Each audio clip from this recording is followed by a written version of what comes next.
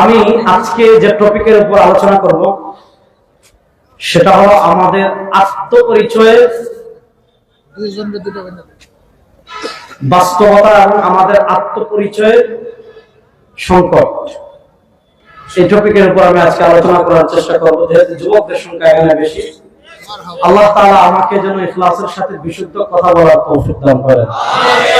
আল্লাহ তাআলা আপনাদের সবাইকে যেন আলোচনার শুরু থেকে নিয়ে শেষ পর্যন্ত পুরো আলোচনা মনোযোগ সহকারে শোনার তৌফিক দান করেন। আসেন, প্রত্যেকের এক একটা জাতীয় পরিচয় থাকে, ন্যাশনাল পরিচয় থাকে। আমাদের জাতীয় পরিচয় আমরা মুসলিম। বলেন, আমাদের জাতীয় পরিচয় আমরা আমাদের জাতীয় পরিচয় যেহেতু আমরা মুসলিম, আমাদের জাতীয়তাবাদ হলো আমরা মুসলমান। বলেন, আমাদের জাতীয়তাবাদ হলো আমরা, আর আমাদের জাতীয় পরিচয় আমরা মুসলিম। শুনেন, আমাদের জাতীয় পরিচয় বাঙালি কখনোই না। আমাদের দেশীয় পরিচয় আমরা বাংলাদেশী, বাঙালি না। বলেন, আমরা বাঙালি না, বাংলা, এটা আমাদের দেশীয় পরিচয়। কিন্তু আমাদের জাতীয় পরিচয় আমরা মুসলিম। আমাদের বাংলাদেশী পরিচয় মুছে যেতে পারে, আমাদের সীমানা মুছে যেতে পারে, আমাদের মানচিত্র মুছে যেতে পারে, আমার প্রাণ বের হয়ে যেতে পারে, আমার উপর জুলুম আসতে পারে, অত্যাচার আসতে পারে, হামলা আসতে পারে, মামলা আসতে পারে, আমি গ্রাম ছাড়তে পারি, দেশ ছাড়তে পারি, পরিবার ছাড়তে পারি, কিন্তু ইসলাম ছাড়তে পারি না। ইসলাম ছাড়তে পারি না। আমাদের কাছে সবচেয়ে বড় পরিচয় আমরা মুসলিম। আমাদের কাছে সবচেয়ে বড় পরিচয় আমরা। দাদা আপনাদেরকে শিখাবে আমার সোনার বাংলা। আমি তো নয়, শুনেন, আমার সোনার বাংলা না, আমার সোনার বাংলাদেশ। বল, আমার সোনার এই যে আমাদের যে জাতীয় সঙ্গীত লিখেছে রবীন্দ্রনাথ ঠাকুর, সে ছিল ব্রিটিশের দালাল। আমাদের জাতীয় কবি হলেন কাজী নজরুল ইসলাম। তিনি লিখেছিলেন সারা দেশ ছাড়বে কিনা। বল, ব্রিটিশকে বলেছিলেন সারা দেশ ছাড়বে কিনা, না হলে কিলের চুটে হাড় করিব জল, মানে হাড্ডি ভেঙে গেল আমি একটা। আর রবীন্দ্রনাথ ঠাকুর ছিল ব্রিটিশের দালাল। রবীন্দ্রনাথ ঠাকুর বাংলাদেশের মানুষ উন্নত হোক, বাংলাদেশের মানুষ শিক্ষিত হোক, বাংলাদেশের মানুষ জ্ঞান বিজ্ঞানে এগিয়ে যাক, এটা রবীন্দ্রনাথ চায় নাই। এজন্য নবাব সলিমুল্লাহর দেওয়া জমিতে ঢাকা বিশ্ববিদ্যালয় হয়েছে। ওই রবীন্দ্রনাথ ঠাকুর ঢাকা বিশ্ববিদ্যালয় বাংলাদেশ হোক, এটা চায়নি। এজন্য প্রচন্ড বাংলাদেশ বিদ্বেষী ব্রিটিশের কোন দালালদের কবিতা, ওটা ভারতের দালালদের জাতীয় সঙ্গীত হতে পারে, আমাদের জাতীয় সঙ্গীত।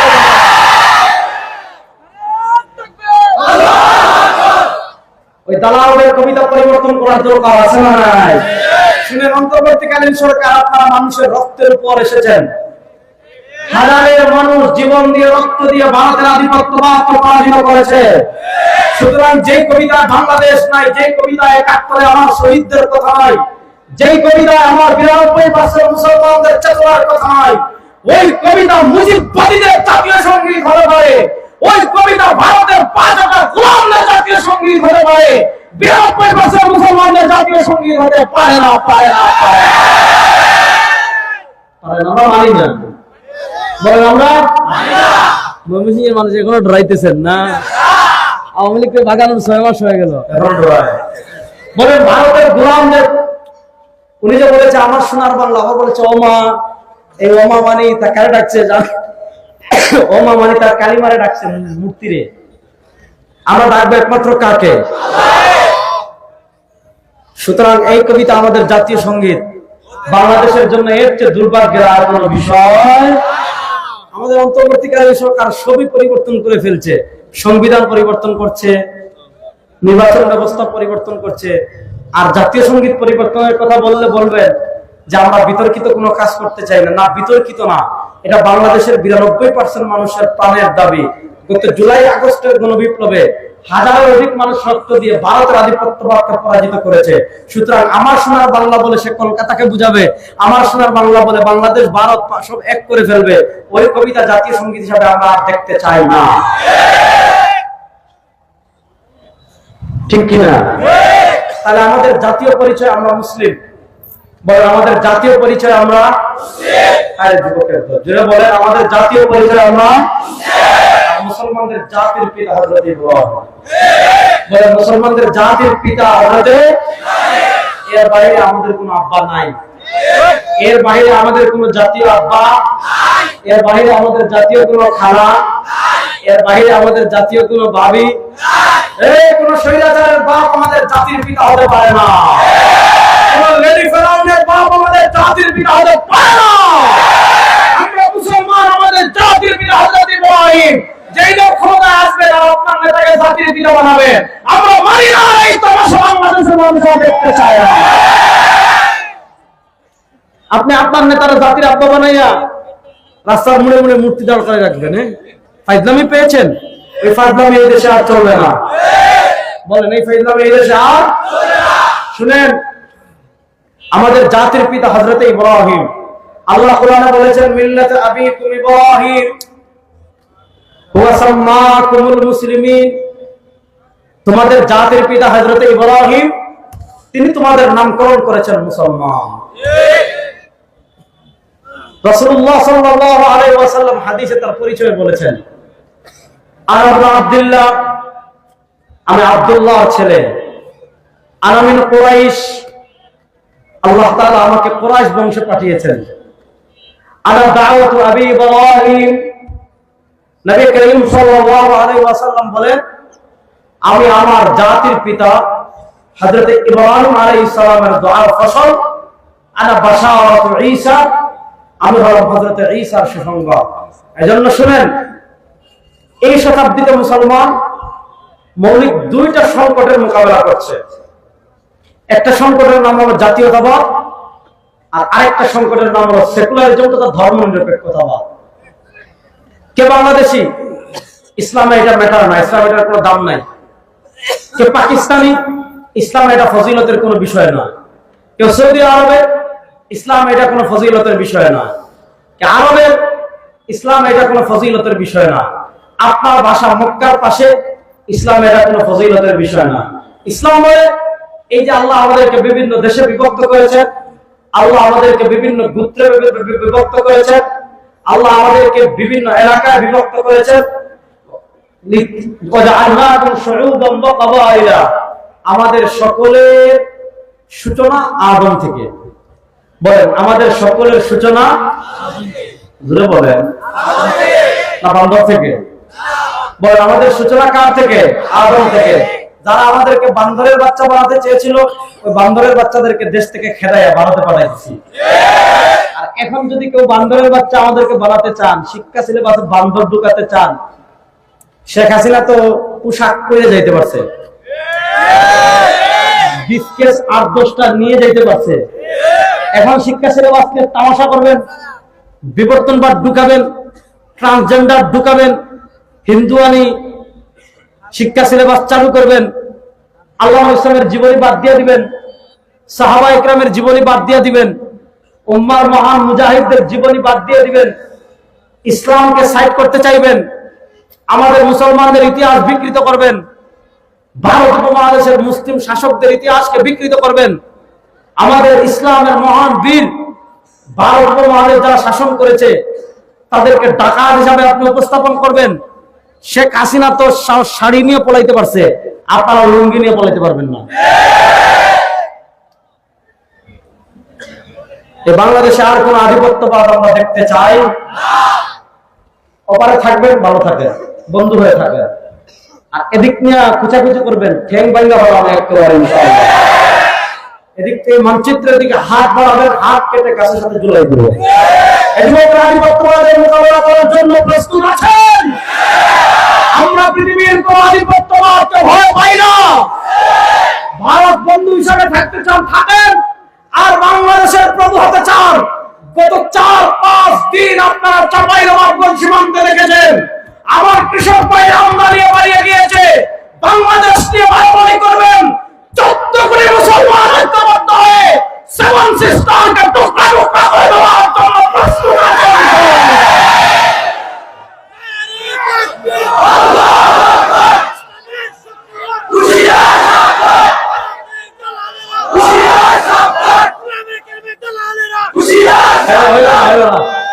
উলামায়ে কেরামের দালালরা হুঁশিয়ার সাবধান কেন হবে? এরা তো ঠিকই তো আছে। মিয়াঁ জুসের সাথে হুঁশ রাখবেন আন্তাজি স্লোগান দেন। আপনি বলেন উলামায়ে কেরামের শত্রুরা, বুঝেন না?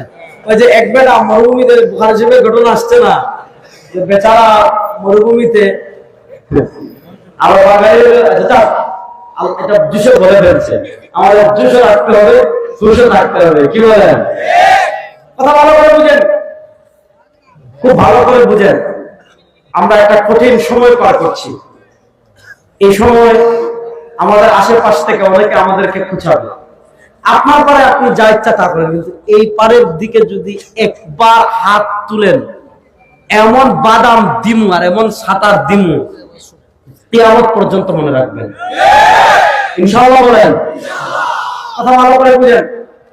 কে বাংলাদেশি, কে ভারতের, কে জাপানের, কে জার্মানের, আল্লাহ তাআলা এই পরিচয়টা দিয়েছেন লিতাআরাফু, একজন আরেকজনকে পরিচয় লাভ করার জন্য, একজন আরেকজনকে সহজে চেনার জন্য, একজন আরেকজনকে জানার জন্য। এটার কোনো ফজিলত নাই। ইন্না আকরামাকুম ইনদাল্লাহি আতকাকুম, আল্লাহ রাব্বুল ইজ্জত ওয়াল জালালের কাছে ওই ব্যক্তির দাম বেশি, আল্লাহ রাব্বুল ইজ্জত ওয়াল জালালের কাছে ওই ব্যক্তির মর্যাদা বেশি যার অন্তরে আল্লাহ তাআলার ভয় যত বেশি। যদি আপনি মক্কায় থাকেন, তাকওয়া না থাকে, সরওয়ারে দু আলমের আদর্শ না থাকে, আল্লাহর কাছে আপনার কোনো দাম নেই। আর আপনি যদি পৃথিবীর এক প্রান্তে থাকেন, আপনার মাঝে যদি আল্লাহর ভয় থাকে, আর আপনার মাঝে যদি সরওয়ারে দু আলমের আদর্শ থাকে, আপনার মর্যাদা আল্লাহর কাছে অনেক বেশি। হযরত বেলাল হাবশী ছিলেন, হযরত বেলাল রাদিয়াল্লাহু তাআলা হাবশী ছিলেন, তিনি নিগ্রো ছিলেন, কালো ছিলেন, অত্যন্ত সুন্দর ছিলেন, আফ্রিকার মানুষদের মতো ছিলেন।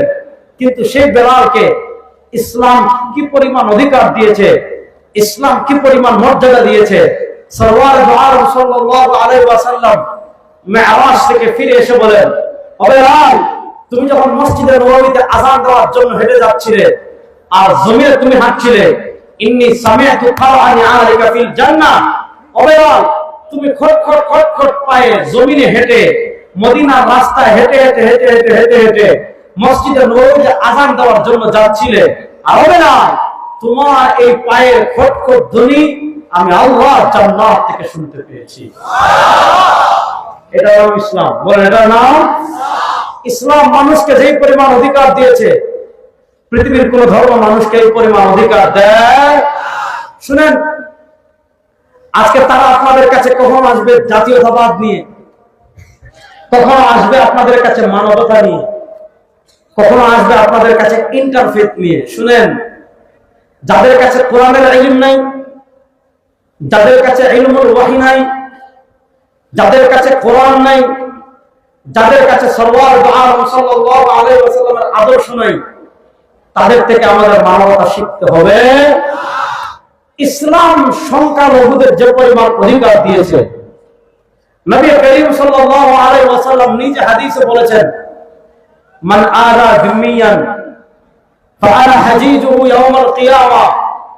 নবী করিম সাল্লাল্লাহু আলাইহি ওয়াসাল্লাম বলেছেন, আমার উম্মতেরা শোনো, কেউ যদি কোনো যিম্মিকে কষ্ট দেয়, কেউ যদি কোনো সংখ্যালঘুকে কষ্ট দেয়, ওই সংখ্যালঘুকে যারা অন্যায়ভাবে কষ্ট দিবে, ফাআনা হাজিজুহু ইয়াউমাল কিয়ামাহ, কিয়ামতের দিন যে সংখ্যালঘুকে কষ্ট দিবে, ওই কষ্টদানকারীর প্রতিপক্ষ নবী করিম সাল্লাল্লাহু আলাইহি ওয়াসাল্লাম বলেন, ওই সংখ্যালঘুকে যে কষ্ট দিবে, কিয়ামতের দিন আমি নবী তার মোকাবেলা হয়ে যাব, তার প্রতিপক্ষ হয়ে যাব, অর্থাৎ তার প্রতিপক্ষ হয়ে আমি কি করব? কিয়ামতের দিন আল্লাহ দরবারে দাঁড়িয়ে যাব। দেখেন, আমি আপনাদেরকে তিনটা উপমা দেখাই। আমাদের বাংলাদেশের সাথে আরো দুটো রাষ্ট্রের সীমান্ত আছে। বাংলাদেশের তিন দিকে ভারত, এক কোণায় বঙ্গোপসাগর আর মায়ানমার। আপনি দেখেন, বাংলাদেশে মুসলমানরা সংখ্যা গরিষ্ঠ, অন্যান্য ধর্মের লোকেরা সংখ্যা লঘু। আপনি মায়ানমারে যান, মায়ানমারে মুসলমানরা সংখ্যা লঘু, বৌদ্ধরা সংখ্যা গরিষ্ঠ।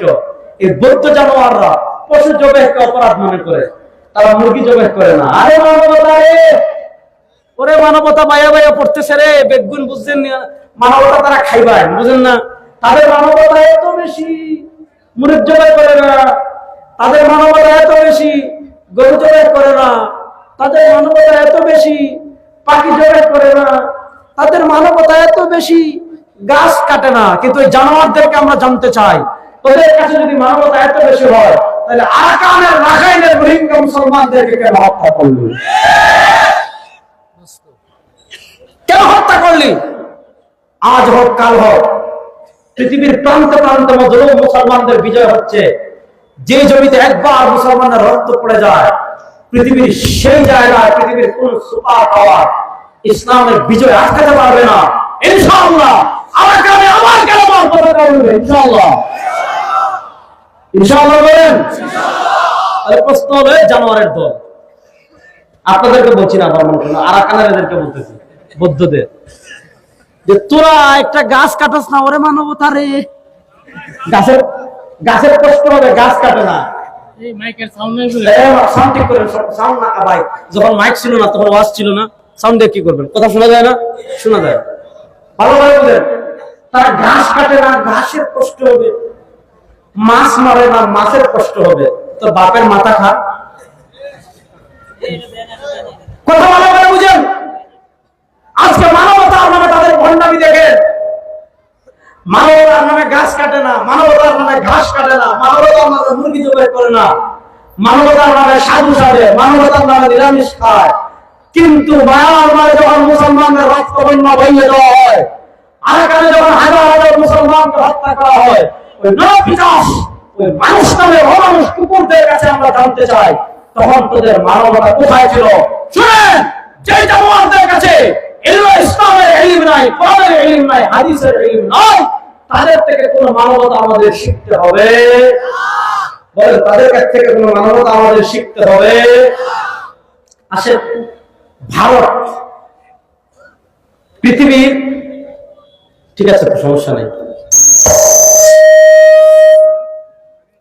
ভারত পৃথিবীতে সবচেয়ে অসভ্য যে কয়েকটা দেশ আছে, বা এর থেকে তো আগেও ভালো ছিল, এখন ভালো হয়েছে?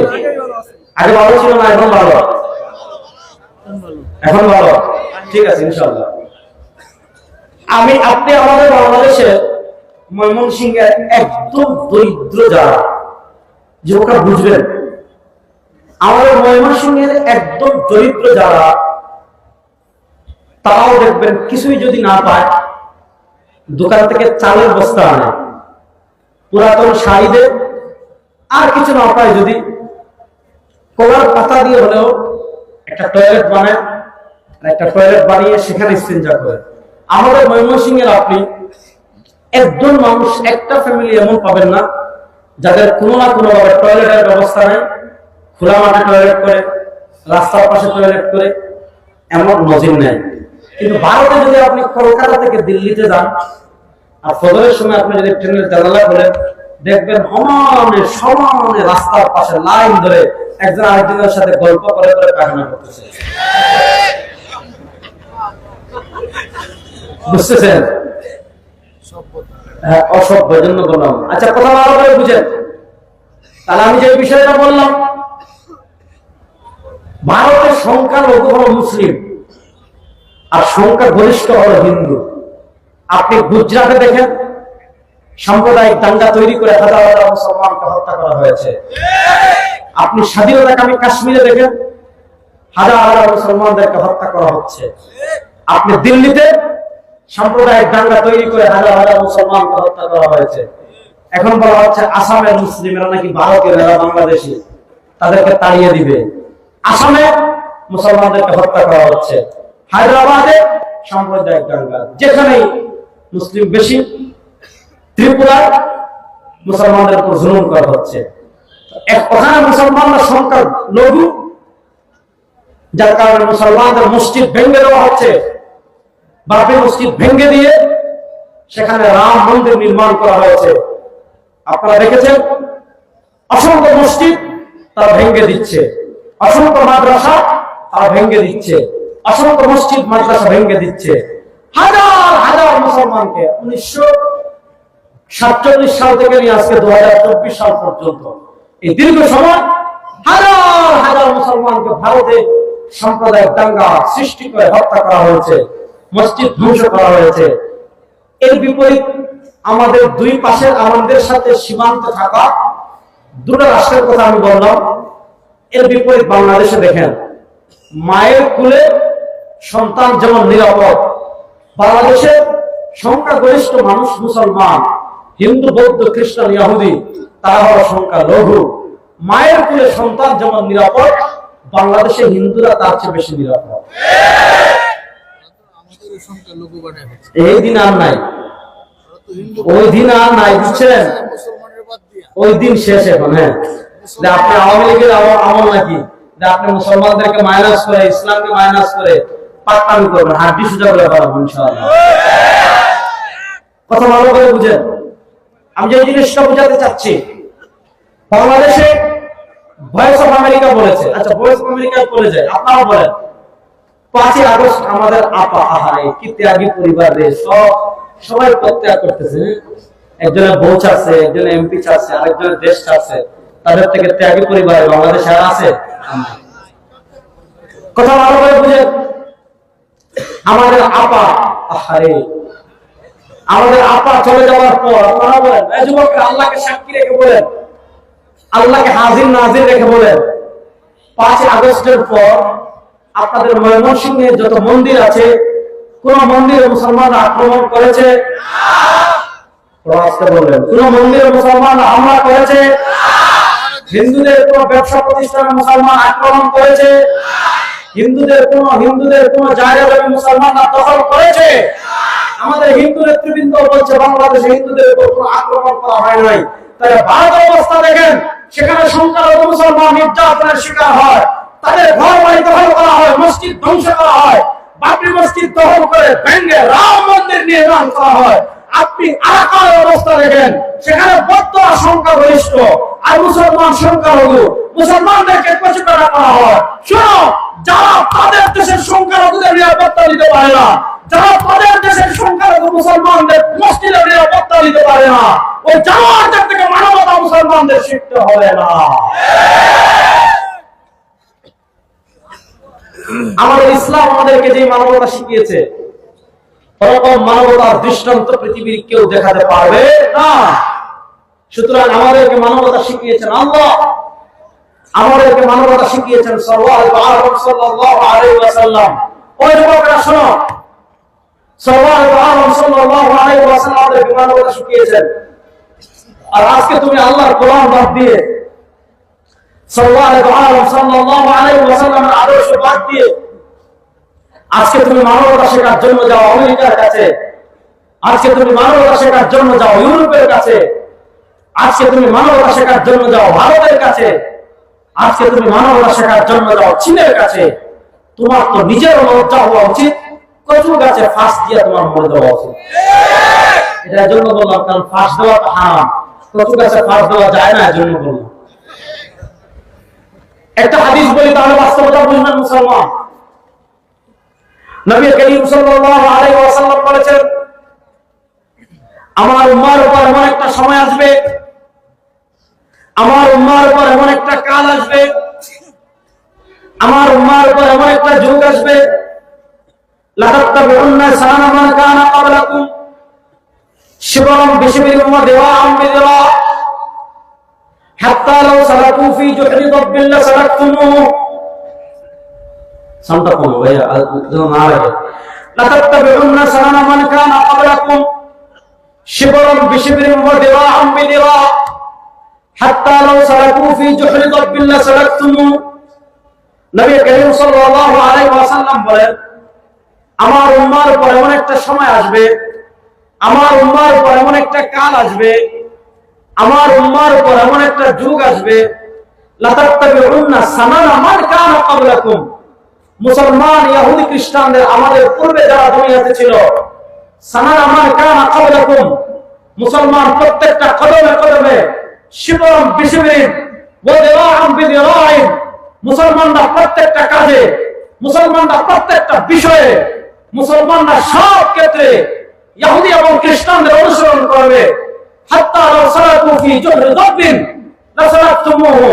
ইহুদি খ্রিস্টান যদি দুই সাপের গর্তে প্রবেশ করে, মুসলমান পুঁই সাপের গর্তে প্রবেশ করবে, ইহুদি খ্রিস্টান যদি আপনার সিংহের গর্তে প্রবেশ করে, মুসলমানরা সিংহের গর্তে প্রবেশ করবে। ইহুদি খ্রিস্টান যদি সাপের গর্তে প্রবেশ করে, মুসলমানরা সাপের গর্তে প্রবেশ করবে। মুসলমানরা সব কাজে ইহুদি খ্রিস্টানদের অনুসরণ করবে, অথচ মুসলমান ইহুদি খ্রিস্টানদের অনুসরণ করতে পারে না। আল্লাহ বলেছেন, কুল কুনতুম তুহিব্বুনাল্লাহ ফাত্তাবিউনি ইউহিব্বুকুমুল্লাহ। আল্লাহ বলেছেন, মান ইউতির রাসূলা ফাকাদ আতা আল্লাহ। আল্লাহ বলেছেন, ইয়া আইয়ুহাল্লাযীনা আমানু আতিউল্লাহ ওয়া আতিউর রাসূল। আল্লাহ বলেছেন, ফালা ওয়া রাব্বিকা লা ইউমিনুনা হাত্তা ইউহাক্কিমুকা ফীমা শাজারা বাইনাহুম সুম্মা লা ইয়াজিদু ফী আনফুসিহিম হারাজাম মিম্মা কাযাইতা ওয়া ইউসাল্লিমু তাসলিমা। আর মুসলমান রাজনীতিতে ভারতকে অনুসরণ করতে পারে না, আমেরিকাকে অনুসরণ করতে পারে না, রাশিয়াকে অনুসরণ করতে পারে না, রাষ্ট্র পরিচালনায় মুসলমান কাউকে অনুসরণ করতে পারে না, সংসদ পরিচালনায় মুসলমান কাউকে অনুসরণ করতে পারে না, সংবিধান পরিচালনায় মুসলমান কাউকে অনুসরণ করতে পারে না। মুসলমান সব ক্ষেত্রে অনুসরণ করবে সওয়াদ আলম তাজদার মদিনা জনাবে মুহাম্মদুর রাসূলুল্লাহ। আমি বলেছিলাম আত্মপরিচয়ের সংকট নিয়ে আলাপ দেব। আমাদের জীবনের সব ক্ষেত্রে অনুসরণ করতে হবে কাকে? আল্লাহ না, সওয়াদ আলম তাজদার মদিনা জনাবে মুহাম্মদুর রাসূলুল্লাহ। এই মুহাম্মদুর রাসূলুল্লাহ সাল্লাল্লাহু আলাইহি ওয়াসাল্লামকে অনুসরণ করার অর্থই হলো আল্লাহকে অনুসরণ করা। আল্লাহ বলেছেন, আপনি খাবেন কেমনে? খাবারের ক্ষেত্রে আপনি আল্লাহর আনুগত্য করতে চাচ্ছেন, আল্লাহ তো খান না, তাহলে খাবারের ক্ষেত্রে আল্লাহর আনুগত্য কেমনে করবেন? আপনি পোশাক পরিধানের ক্ষেত্রে আল্লাহর আনুগত্য করতে চাচ্ছেন, আল্লাহ তো শরীরই নাই, আল্লাহ তো নিরাকার, আল্লাহ তো আকার নাই, আল্লাহ তো অঙ্গ প্রত্যঙ্গ নাই, তাহলে আপনি পোশাক পরিধানের ক্ষেত্রে আল্লাহর আনুগত্য কেমনে করবেন? আপনি ব্যবসার ক্ষেত্রে আল্লাহর আনুগত্য কেমনে করবেন? আল্লাহ তো ব্যবসা করেন না। আল্লাহ বলেন, মাইয়ুতির রাসূল ফাকাদ আতা আল্লাহ। তুমি খাবারের ক্ষেত্রে আল্লাহর আনুগত্য কেমনে করবা জানো? আমার মুস্তাফার আনুগত্য করো। আমার মুস্তাফার আনুগত্য করার অর্থ হলো আল্লাহর আনুগত্য করা। পোশাকের ক্ষেত্রে তুমি আল্লাহর আনুগত্য কেমনে করবা? আমার মুস্তাফার আনুগত্য করো। আমার মুস্তাফার আনুগত্য করার অর্থ হলো আল্লাহর আনুগত্য করা। ঘুমানোর ক্ষেত্রে আপনি আল্লাহর আনুগত্য কেমনে করবেন? আমার মুস্তাফার আনুগত্য করো। আমার মুস্তাফার আনুগত্য করার অর্থ হলো আল্লাহর আনুগত্য করা। মাইয়ুতির রাসূল ফাকাদ আতা আল্লাহ।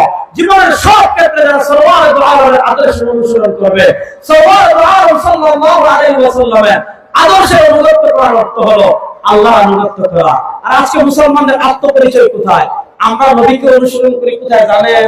শুক্রবারে জুমার নামাজের পর জিলাপি খাওয়ার ক্ষেত্রে। আমরা নবীর আনুগত্য করি কেমনে জানেন? বিরিয়ানি খাওয়ার ক্ষেত্রে, মিষ্টি খাওয়ার ক্ষেত্রে, জিলাপি খাওয়ার ক্ষেত্রে, এগুলোর ক্ষেত্রে আমরা নবীর আনুগত্য করি। কিন্তু রাজনীতিতে নবী নাই, রাষ্ট্র পরিচালনায় নবী নাই, অর্থনীতিতে নবী নাই, সংসদে নবী নাই, বিচার ব্যবস্থায় নবী নাই। নবী নাই মানে নবীর আদর্শ নাই। থানায় নবীর আদর্শ নাই, হাইকোর্টে নবীর আদর্শ নাই, সুপ্রিম কোর্টে নবীর আদর্শ নাই। নবীর আদর্শ কোথায় খুঁজি? খাবারের ক্ষেত্রে। নবীর আদর্শ কোথায় খুঁজি? ঘুমানোর ক্ষেত্রে। নবীর আদর্শ কোথায় খুঁজি?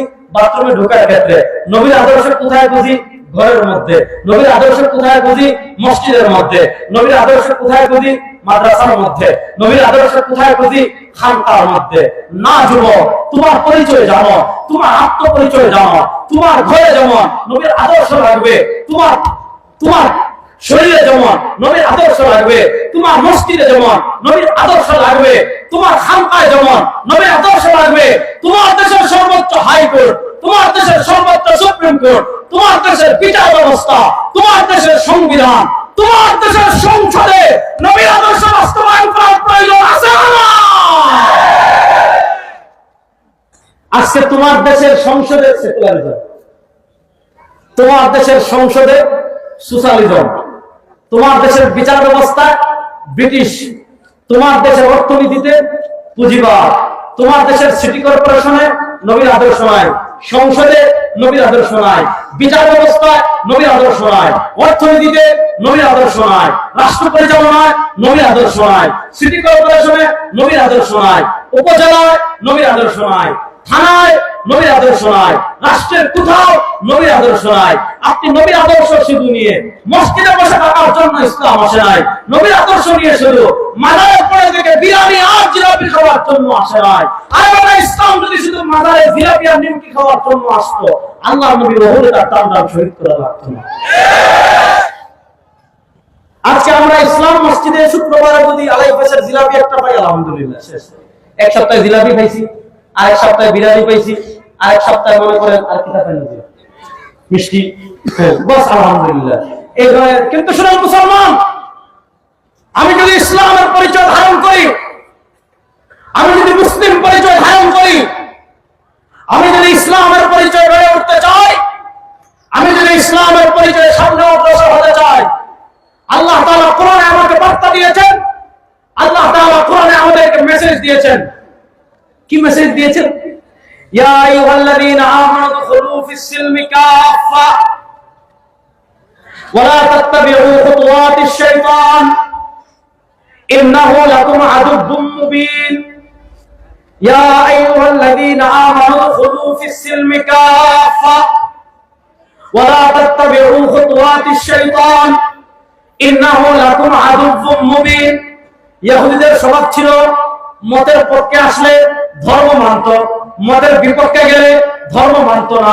দলের পক্ষে আসলে ধর্ম মানত, দলের বিপক্ষে গেলে ধর্ম মানত না। নেতার পক্ষে আসলে ধর্ম মানত, নেতার বিপক্ষে গেলে ধর্ম মানত না। নেত্রীর পক্ষে আসলে ধর্ম মানত, নেত্রীর বিপক্ষে গেলে ধর্ম মানত না। আবার পক্ষে গেলে ধর্ম মানত, আবার বিপক্ষে গেলে ধর্ম মানত না। গোত্রের পক্ষে আসলে ধর্ম মানত, গোত্রের বিপক্ষে গেলে ধর্ম মানত না। আল্লাহ তাআলা ইহুদীদেরকে উদ্দেশ্য করে পবিত্র কোরআনে বলেছেন, আফাতুমিনুনা বিবাদিল কিতাব ওয়া তাকফুরুনা বিবাদ, আফাতুমিনুনা বিবাদিল কিতাব, তোমরা কি আল্লাহর কিতাব কিছু বিশ্বাস করো, ওয়া তাকফুরুনা বিবাদ, আর কিছু অস্বীকার করো। কিছু মানা, কিছু না মানা, কিছু ক্ষেত্রে ইসলাম মানা আর কিছু ক্ষেত্রে না মানা, কিছু ক্ষেত্রে ধর্ম মানা আর কিছু ক্ষেত্রে ধর্ম না মানা, এটা মুসলমানদের স্বভাব না, এটা ইহুদীদের স্বভাব। আল্লাহ তাআলা মুসলমানদেরকে মেসেজ দিয়েছেন, আল্লাহ তাআলা মুসলমানদেরকে বার্তা দিয়েছেন, ইয়া আইয়ুহাল্লাযীনা আমানু, হে ওই সকল বান্দা যারা তোমরা ঈমানদার, ইয়া আইয়ুহাল্লাযীনা আমানু, হে ওই সকল বান্দা যারা তোমরা ঈমানদার, উদখুলু ফিস-সিলমি কাফা, তোমরা পরিপূর্ণভাবে ইসলামে অনুসরণ করো, ইসলামে প্রবেশ করো। তোমার হাঁটা হবে ইসলাম অনুযায়ী, তোমার ঘুমানো হবে ইসলাম অনুযায়ী। ইসলামে কেমনে হাঁটবেন আছে না নাই? যুবকরা একটু কথা বলেন, আপনি কেমনে হাঁটবেন ইসলামে আছে না নাই? আপনারা বিরক্ত হয়ে গেছেন? ভাত খাইবাই কথা বলেন তাই। আপনি কেমনে হাঁটবেন ইসলামে আছে? আপনি কেমনে হাঁটবেন ইসলামে আছে না নাই? আপনি কেমনে ঘুমাবেন ইসলামে আছে না নাই? আপনি কেমনে ব্যবসা করবেন ইসলামে আছে না নাই? আপনি কেমনে রাজনীতি করবেন এটা ইসলামে নাই? জোরে বলেন। আপনি কেমনে রাজনীতি করবেন ইসলামে আছে না নাই? আপনি কেমনে রাষ্ট্র পরিচালনা করবেন ইসলামে আছে না নাই? আপনি কেমনে সংসদ চালাবেন ইসলামে আছে না নাই? আপনি কেমনে অর্থনীতি পরিচালনা করবেন ইসলামে আছে না নাই? আপনি কেমনে বিচার ব্যবস্থা পরিচালনা করবেন ইসলামে আছে না নাই? আজকে আমরা ইসলামকে খুঁজি কোথায়? ওই যে ইহুদিরা ক্ষেত্রে বিশেষে কিছু ক্ষেত্রে মানত। আজকে আমরা ইসলাম খুঁজি খাবারের ক্ষেত্রে, আজকে আমরা ইসলাম খুঁজি ঘুমানোর ক্ষেত্রে, আজকে আমরা ইসলাম খুঁজি বাথরুমে যাওয়ার ক্ষেত্রে আর বাইরে হওয়ার ক্ষেত্রে, আজকে আমরা ইসলাম খুঁজি মসজিদে প্রবেশ করার ক্ষেত্রে আর বাইরের ক্ষেত্রে। না মুসলমান, ঘুমানোর ক্ষেত্রে যেমন ইসলাম লাগবে, খাওয়ার ক্ষেত্রে যেমন ইসলাম লাগবে, ইস্তিনজায় যাওয়ার ক্ষেত্রে, বের হওয়ার ক্ষেত্রে যেমন ইসলাম লাগবে, রাষ্ট্র পরিচালনার ক্ষেত্রে ইসলামের প্রয়োজন আছে না?